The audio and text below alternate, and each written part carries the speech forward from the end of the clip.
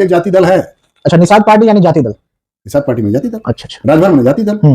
वाले समय में संजय निषाद भाजपा से वो तो समझौते में भाजपा के साथ गए हुए, जब तक मंत्री मिला, पद मिला, जब पद मिला है, व्यवस्थाएं मिली है, कोई भी सहयोगी दल है, किसी का है, कल किसी और का था, आज किसी और है नहीं, भाजपा के तो है नहीं वो, यानी भाजपा ये सत्य है कि नहीं? वो निषाद पार्टी से है ना, भारतीय जनता पार्टी सहयोगी है ना, सहयोगी। छोड़ के आपस में तमाम मुद्दों पर, वो मुद्दे जो किसी काम के नहीं रहते उस पर चर्चा की जाती है, जबकि इतना खर्चा उस संसद और विधानसभा चलाने में आता है। देश में विपक्ष शून्य क्यों है? अहम तो पता नहीं है कि पब्लिक क्या किन मुद्दों पे चाहती है बहस करना। इसी दिन उत्तर प्रदेश में अपना नया प्रदेश अध्यक्ष पंकज चौधरी को बनाया और उसके बाद नितिन नवीन बीजेपी के राष्ट्रीय कार्यकारिणी के अध्यक्ष बने हैं। देश की राजनीति, प्रदेश की राजनीति गर्म है। उत्तर प्रदेश में अब आने वाले समय में 27 का चुनाव है, तो पंकज चौधरी मूल रूप से गोरखपुर से आते हैं।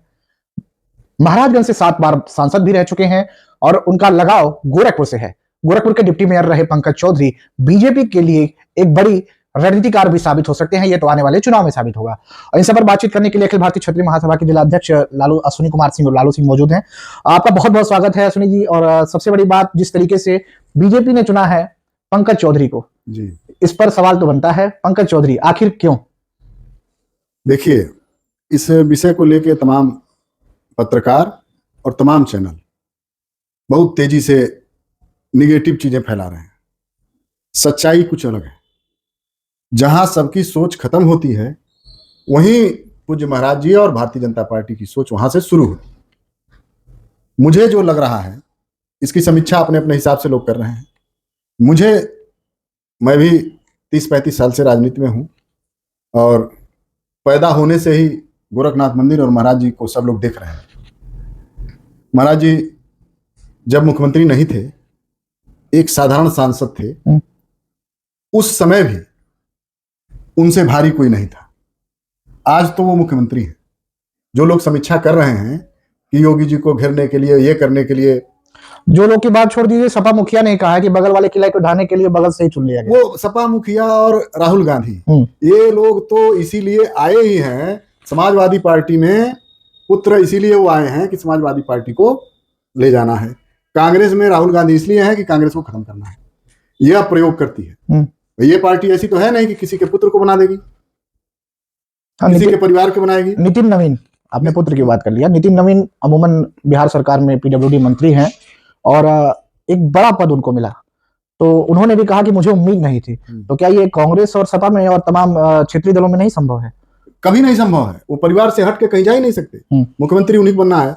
यदि सरकार बन गई तो मुख्य विभाग उन्हीं के लोगों को बनना है, या ऐसे लोगों को बनाना है जो कुछ बोले नहीं। नितिन नवीन काबिल हैं, काबिलियत उनकी उन्होंने सिद्ध किया है। ये सब पत्रकार जानते भी होंगे, ऐसा था नहीं कि सिर्फ लालू सिंह जान रहे हैं। नितिन नवीन ने छत्तीसगढ़ में प्रभारी रह के दिखाया है। नितिन नवीन ने कि वो कितने बड़े कामयाब व्यक्ति हैं। 45 साल के उन्होंने साबित किया। एक प्रदेश का चुनाव प्रभारी बनके उस प्रदेश में भारतीय जनता पार्टी को बैठा दिया। तो नितिन नवीन की काबिलियत पर कैसे आप शंका कर सकते हैं? तो विपक्ष क्यों कह रहा है कि बीजेपी तो अब खत्म होने वाली है, तो कहीं से भी किसी को इसीलिए कह रहा है बीजेपी अब नई जोश के साथ पुराने लोगों का अनुभव लेकर के और नितिन नवीन जैसे लोगों को उठाएगी। और नीचे के कार्यकर्ताओं का हौसला कितना बड़ा बढ़ाया उसने। एक 45 साल के लड़के को राष्ट्रीय अध्यक्ष बना के, वो जो 24 साल 20 साल का कार्यकर्ता जो भाजपा से जुड़ा हुआ है, उसका कितना तगड़ा हौसला बुलंद हुआ। यानी सपा के जो कार्यकर्ता काम कर रहे हैं, कांग्रेस के कार्यकर्ता काम कर रहे हैं, उनको कोई पार्टी तवज्जो नहीं दे रही है। तो क्या दे रही है भाई? वहां तो मुखिया पुत्र है, तो राजा है, वहां राजतंत्र चलता है, लोकतंत्र चलता है। खड़गे हैं समय कांग्रेस में, भाजपा में ऐसे स्टैंप रहेंगे। क्या खड़गे जी कभी दिखते हैं जितना राहुल गांधी दिखते हैं? किसी भी ये सवाल है। राष्ट्रीय अध्यक्ष और प्रदेश अध्यक्ष कैसा होना चाहिए? और मैं यूपी में हूँ, बिहार के चुनाव में मैं था, सारे डिबेट और सारी समीक्षा हुई थी। मैं अपने फेसबुक पेज से बिहार की समीक्षा किया था, बिल्कुल सटीक किया था, वैसा ही रिजल्ट भी आया। आपको उम्मीद थी 200+ सीटें? हाँ, मैं बताया था, उठा के देख लीजिए। तो बड़े-बड़े जो तमाम सर्वे हो रहे थे उसमें मेरा फेसबुक पेज है अश्विनी कुमार सिंह लालू सिंह, उसको देखिए। और उसकी समीक्षा में 3 दिन पहले किया था, वहां 8 दिन रह के मैं बधाई दिया था और ये भी बताया था क्यों वोट परसेंटेज बढ़ा। चलिए, आपने इतनी समीक्षा की, तो उत्तर प्रदेश में 27 में चुनाव है। 27 में चुनाव है, मैं वही बता रहा हूँ। पंकज चौधरी को बनाया जाना मतलब समझ रहे हैं? पार्टी बंदी, लामबंदी हो रही थी, और वो लामबंदी पूर्वांचल में भी हो रही थी। उस लामबंदी को शून्य किया है भारतीय जनता पार्टी। अब पंकज चौधरी जी, पहले तो पूज्य महाराज जी के, अब मैं वो शब्द नहीं बोलूंगा, मर्यादित शब्द नहीं है, लेकिन ये जान लीजिए किसी की भी न कोई इतने क्षमता में है, न कोई इतना लोकप्रिय है कि महाराज जी को घेर सके। महाराज जी को और मोदी को घेरने के लिए 24 घंटे की राजनीति है उनकी। वो समर्पित हैं, और जो राष्ट्र और सनातन के लिए समर्पित है उसको कोई घेर सकता है? वो अभिमन्यु नहीं है, वो श्री राम है। तो यूपी में क्या होगा 27 में? यूपी में जो इसके पहले हुआ है वो होगा, लेकिन जो विपक्ष की राजनीति है वो सिर्फ इसी वजह से शून्य है कि उत्तर प्रदेश में योगी हैं और देश में मोदी। यानी सीटें बढ़ेंगी भाजपा की या घटेंगी? क्योंकि आपने कहा कि बिहार में हमने जो कहा वही हुआ, और तमाम सर्वे जो है वो 200 प्लस सीट कोई नहीं दिखाया, लेकिन 200 प्लस सीटें पंकज चौधरी के बनने से पूर्वांचल की सीटें तो बढ़ेंगी, घटनी नहीं है। और जो सीटें एक आध इधर उधर हुई हैं वो भी तेजी से यहीं से बीजेपी के सहयोगी दल के एक राष्ट्रीय अध्यक्ष आते हैं, संजय निषाद, नाम सुना होगा, यूपी सरकार के मंत्री हैं। एक बयान दिया था महिलाओं को, जिस तरीके से नीतीश कुमार की जो तस्वीर आई थी मुस्लिम महिला का नकाब खींचते हुए, उस बयान पे समाजवादी पार्टी लगातार हमलावर हो रही है, और आज विधानसभा में भी उसका असर देखने को मिला है। तो लगता है कि यही गोरखपुर से प्रदेश अध्यक्ष और बीजेपी के सहयोगी दल का एक राष्ट्रीय अध्यक्ष इसी गोरखपुर से आते हैं, लेकिन इस तरह से बयान आना एक बड़ा, आपने सीटें बढ़ने की बात की, तो यह सवाल लाजमी है कि वो सीटें बढ़ेंगी या घटेंगी ऐसे बयानों से। देखिए, वो भाजपा के सहयोगी दल है, भाजपा के तो है नहीं।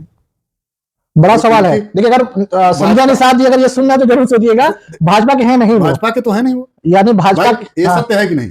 वो निषाद पार्टी से है ना, भारतीय जनता पार्टी सहयोगी है ना, सहयोगी होना, मंत्री है। जैसे मान लीजिए किसी मुद्दे पर हम आपके सहयोगी बन गए, तो इसका मतलब ये थोड़ी नहीं है कि मेरी पूरी मेंटलिटी आपसे जुड़ गई या आपकी पूरी मानसिकता मेरे से जुड़ गई। यानी जिस तरीके से ओम प्रकाश राजभर जी आके बिहार में अकेले चुनाव लड़े, यानी वो भी भाजपा के नहीं है, तो यहाँ भी बिल्कुल नहीं है। 27 में पलटी और मार लेंगे क्या? कुछ भी हो सकता है भाई।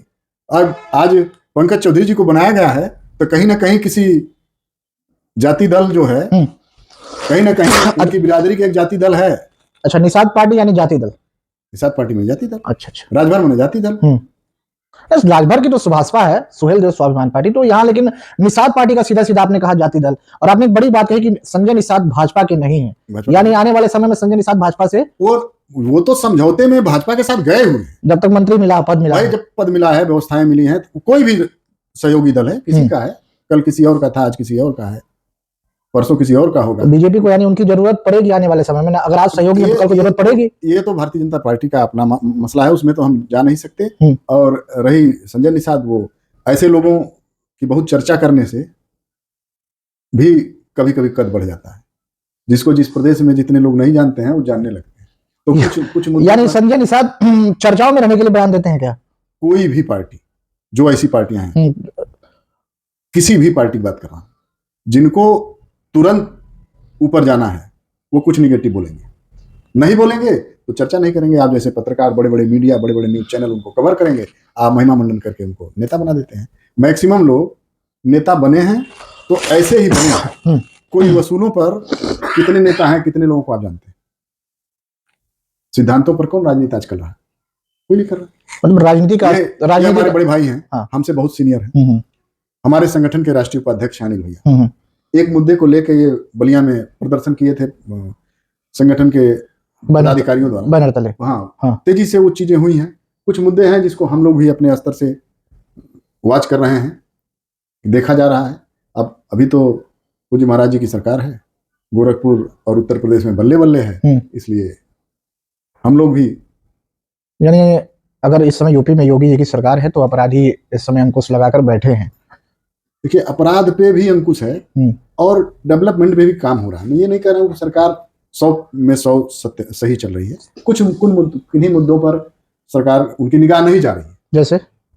जैसे अभी बेस स्तर पर कचहरी से संबंधित, सिविल से संबंधित, मतलब अच्छा, आपने एक बात किया, क्या लगता है क्या कि जिस तरीके से संसद हुआ या विधानसभा सत्र हुआ, आपने देखा होगा कि वहां पर जनता के मुद्दा ना छोड़ के आप आपस में तमाम मुद्दों पर, वो मुद्दे जो किसी काम के नहीं रहते उस पर चर्चा की जाती है, जबकि इतना खर्चा उस संसद और विधानसभा को चलाने में आता है। देश में विपक्ष शून्य क्यों है? अहम मुद्दों से पता नहीं है कि पब्लिक क्या किन मुद्दों पर चाहती है बहस करना, उनको पता नहीं। अब पता नहीं कौन राय देने वाले लोग हैं। जिन विषयों पर चर्चा नहीं होनी चाहिए उन्हीं विषयों पर वो चर्चा चाहते हैं।